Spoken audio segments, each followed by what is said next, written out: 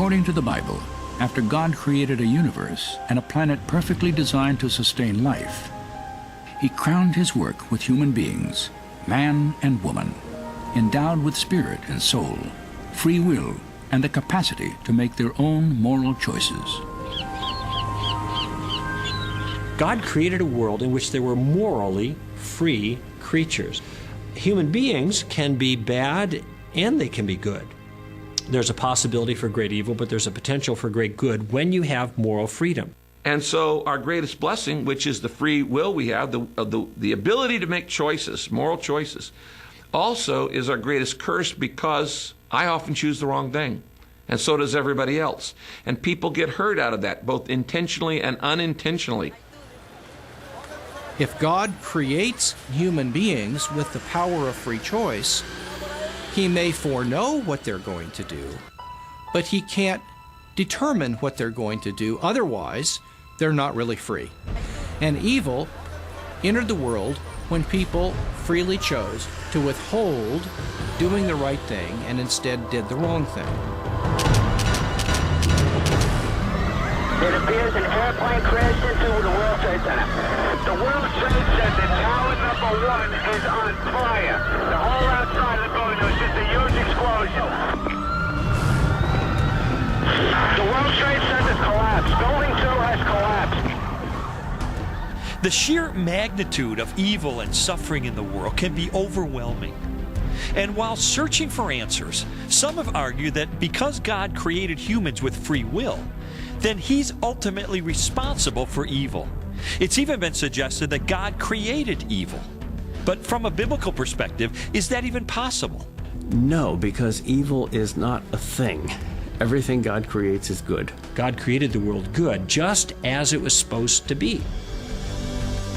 But human freedom then was used in such a way as to diminish goodness in the world, and that diminution, that lack, that missing goodness, that is what we call evil. So evil is a lack of goodness. It is goodness spoiled. You could have good without evil, but you can't have evil without good. And so evil was not a direct creation of God. It was the result of humans exercising their freedom. So if it was the free will of human beings that actually caused evil, then I think it's reasonable to ask, why didn't God just create a world where moral freedom didn't exist in the first place? That way, evil and suffering wouldn't exist either. God could have made a world without evil by just taking away our free will to do it. It would have been very easy for Him to just simply say, well, I'm going to make you all marionettes and we'll pull the strings and everybody prays 5 or 6 times a day and everybody does right. But God wanted a race of tested individuals who choose to love Him. And you cannot love someone unless you have the choice to not love Him. The sort of love that humans can give to one another and to God is something which depends on them being able to do it from the bottom of their heart without being forced. As soon as it's forced, it's not love anymore. And so it was a good thing for God to create creatures with freedom, because that opened up the possibility that they could actually express genuine love not only to Him but to one another in intimate relationship.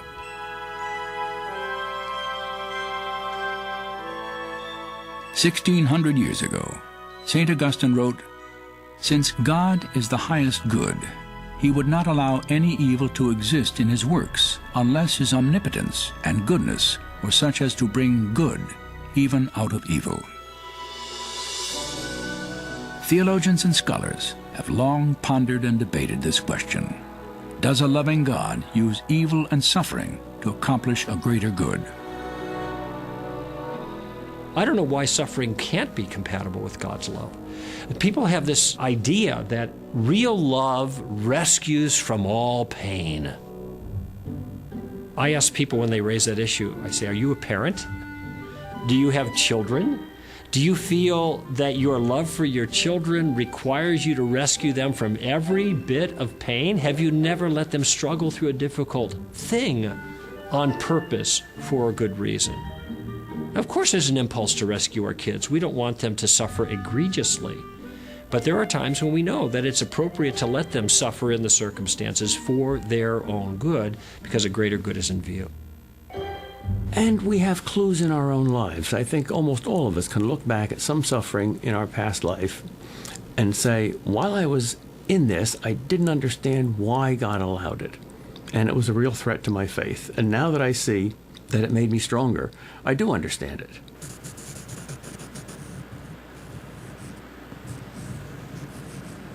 For more than 40 years, the lessons and struggle of growth through suffering have played out daily in the life of Johnny Erickson Tada. In 1967, Johnny, a 17-year-old high school senior, severed her spinal cord in a diving accident, paralyzing her body from the shoulders down.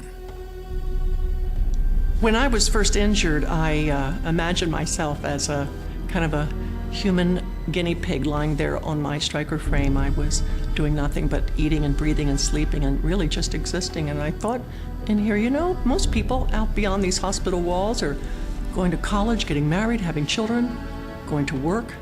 And I'm just lying here sleeping, breathing, eating. And I realized, oh my goodness, upon my life,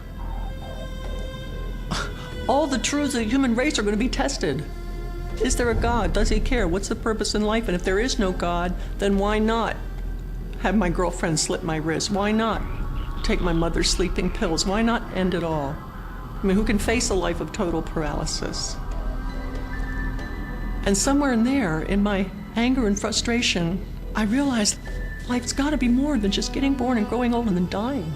There's got to be a God who cares. We're too significant. There must be meaning in all of this. I don't think I would have asked those larger-than-life questions were it not for my suffering.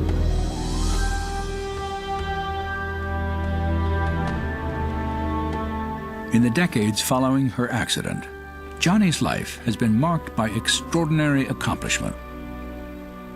Through her artwork, music, books, conferences, and radio and television programs, she has inspired millions of people throughout the world.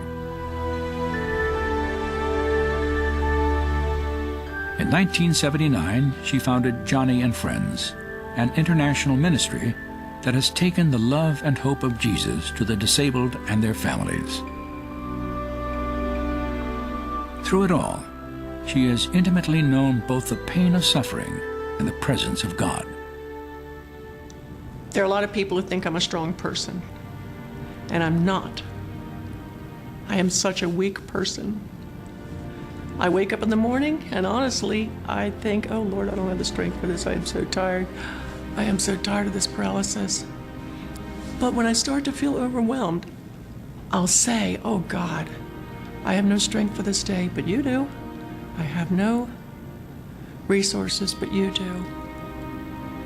May I please have your resources? May I please have your strength? I can do all things through you if you strengthen me. Please let me borrow your smile for the day. And honestly, before the morning has hardly begun, I've already got a perspective on the day. I've already got peace in my heart and a mission to accomplish. And it's because I've been pushed up against God. And God has shown me some deep things about his purpose and himself that for me are so satisfying, so pleasurable. I wouldn't trade the wheelchair for anything.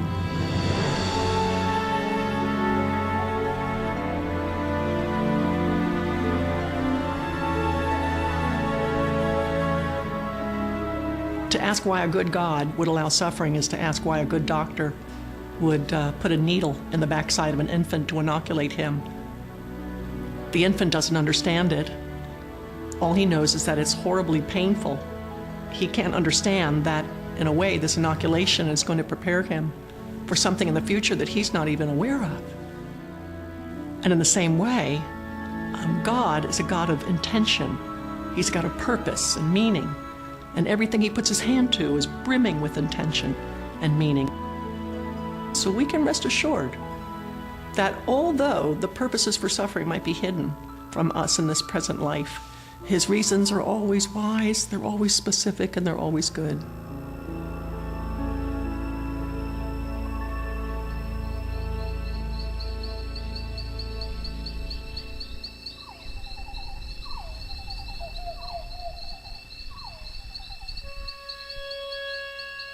Perhaps the supreme demonstration of God's use of suffering and evil for good was revealed in the death of Jesus.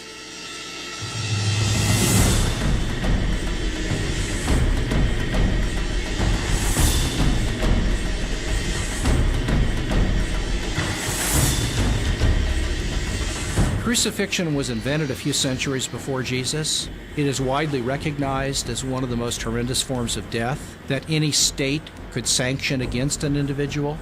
It was so horrific that Roman citizens were not permitted to be crucified. So it's no surprise that there is a build-up of the forces of evil, if you like, shrieking at Jesus, attacking him, criticizing him, until finally they nail him to a cross.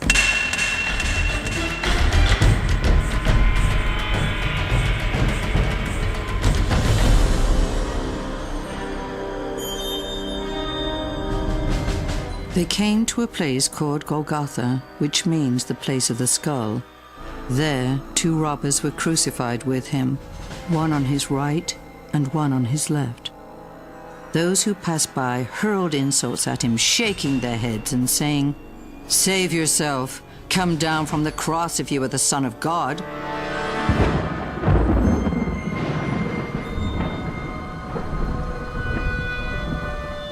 At noon, darkness fell across the whole land, and Jesus cried out in a loud voice, my God, why have you forsaken me?"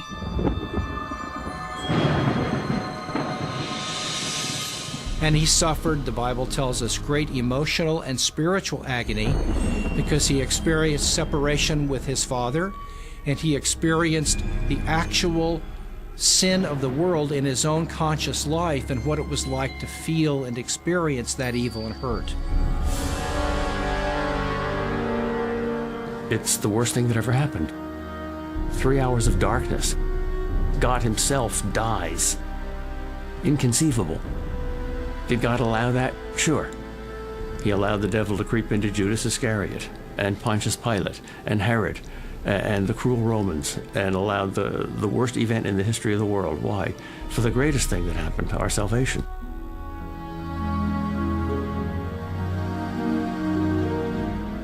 That injustice was redeemed by an all-wise, all-knowing, all-loving, all-powerful God. He could take those kinds of things and he can turn them in to the greatest goodness imaginable, the salvation that would be available only through him. And only when we see that in the light of the entire longer story do we say somehow this was how God, as it were, drew those forces of evil onto one place in order to defeat and deal with them there, in order to make a new creation, beginning with Jesus' resurrection. And that's why ultimately we have hope.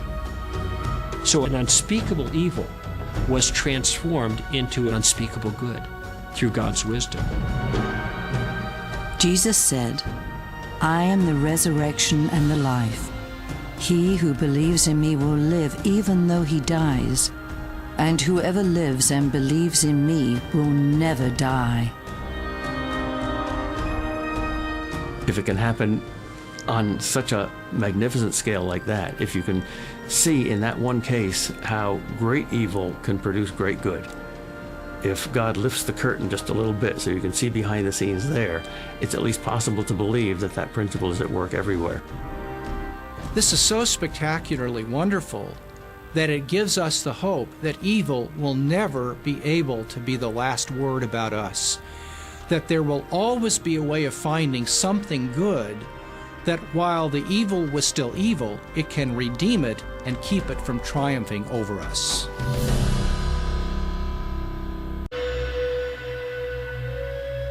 The Christian response to the problem of evil and suffering was perhaps best summarized by the Apostle Paul. 2 decades after Jesus' death and resurrection, Paul described the persecution Christians endured and the hope that sustained them as they preached the gospel throughout the first-century Roman world. "We are afflicted in every way but not crushed, perplexed but not despairing, persecuted but not forsaken, struck down but not destroyed. Therefore, we do not lose heart, but though our outer man is decaying, yet our inner man is being renewed day by day. For momentary light affliction is producing for us an eternal weight of glory far beyond all comparison. He refers to these things as momentary light affliction. What, Paul, are you crazy? Momentary light affliction? Well, we understand when we read further, because he goes on to explain that these are momentary light afflictions in comparison to something else, because these afflictions, and he's very particular about his words, are producing for us an eternal weight of glory beyond all comparison. And you see, there's this subtle theme through the New Testament that helps us understand this problem of evil as followers of Christ. That God can cause all these things to work for good in our lives because we love Him, we're called according to His purpose. And these have a transforming impact on us so that when we get to heaven, we are actually different people than we would have been if we had not gone through these things. These momentary light afflictions are producing for us the eternal weight of glory. If you only lived this life 80 and then you died and that was the end of it, the kind of hostilities and hurts that we have in this life would be writ large. Their significance would be stunning indeed. But from the vantage point of life forever with God in heaven, the harms and hurts that happen to us in this life, though still real and still important, are shown to be so insignificant compared to the glories and the joys we're going to experience in the afterlife, that from the vantage point of that perspective, they are well worth it. Philosopher and atheist Bertrand Russell once said, "No one can sit at the bedside of a dying child and still believe in God." Now, on the surface, that sounds like a pretty strong argument against the existence of a loving God. But as Christian philosopher William Lane Craig has pointed out, what is Russell going to say when he's kneeling at the bed of the dying child? Too bad? I'm sorry? That's the way it goes? You see, as an atheist, Russell has nothing else to offer. Because if there is no God, then we're all trapped in a world filled with senseless and unredeemable suffering, with absolutely no hope of deliverance from evil. But for the Christian, God does exist. Evil and suffering can result in a greater good, and there is hope and meaning for the future, because life doesn't end in the grave. No eye has seen, no ear has heard, and no mind has conceived what God has prepared for those who love Him. The Lord is not slow in keeping His promise, as some understand slowness. He is patient with you, not wanting anyone to perish, but for everyone to come to repentance. Suffering is in this world because sin is in this world. And if God were to get rid of sin, He'd have to get rid of sinners. I think He's delaying closing the curtain on suffering, sin, Satan, until more people have time to hear about the good news of Jesus. And if my being in this wheelchair a little bit longer provides the time and opportunity for others to come into the kingdom, then my wheelchair's worth it. My affliction is just light and momentary, and I don't mind waiting. Now that offer of mercy will not be extended forever. There's going to come a time when He says enough, and then He's going to deal with it, and then true justice will be done perfectly. But this is not what we want, really. We don't want justice. We want mercy. And for now, mercy is what's being extended. And this is why you see the continuation of evil.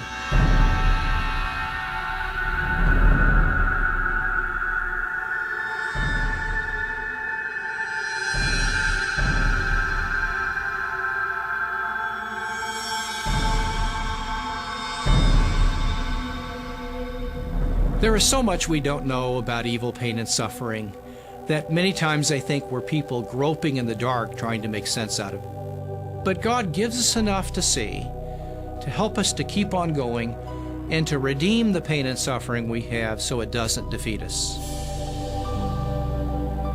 If all I was looking at for the evidence of God was just the problem of evil, sure, I'd say, gee, that's a no-brainer. There is no God. He would never allow these kinds of things. But when I see all the other evidence in other areas for the existence of God and for a good God and a loving God, a God that cares about his creation, who's involved in his creation, well, then that helps put this particular question a little bit more into perspective. But I'll be the first one to admit it's emotionally difficult.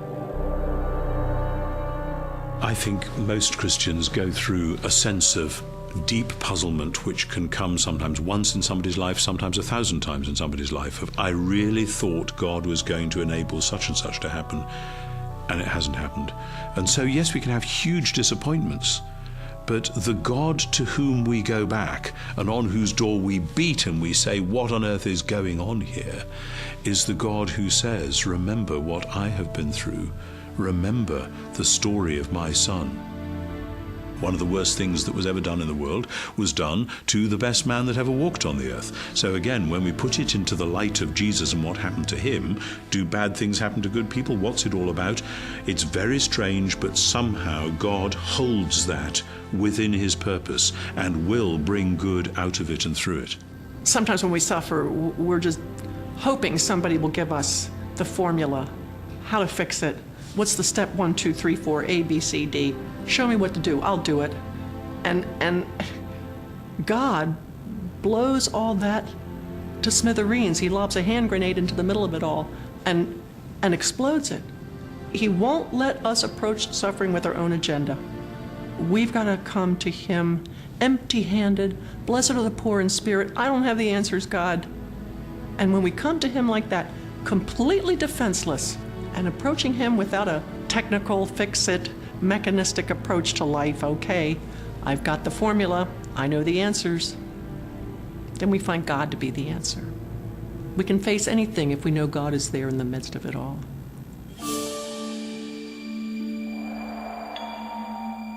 I examined the biblical view of evil and suffering for many months, and honestly, I think I could spend the rest of my life trying to understand it all. The questions can be brutally difficult, and the answers are not quick, and they're not easy. Is Christian theology a satisfying explanation for the suffering in the world? Yes, I believe it is. Does it always offer immediate and total comfort when we hurt? No, not always. But if we come to God in faith, I believe he gives us legitimate reasons for hope that can carry us through the most difficult circumstances of our lives.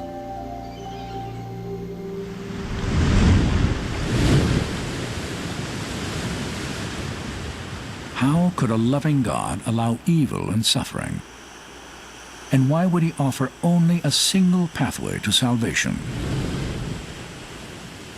They are demanding questions of undeniable significance.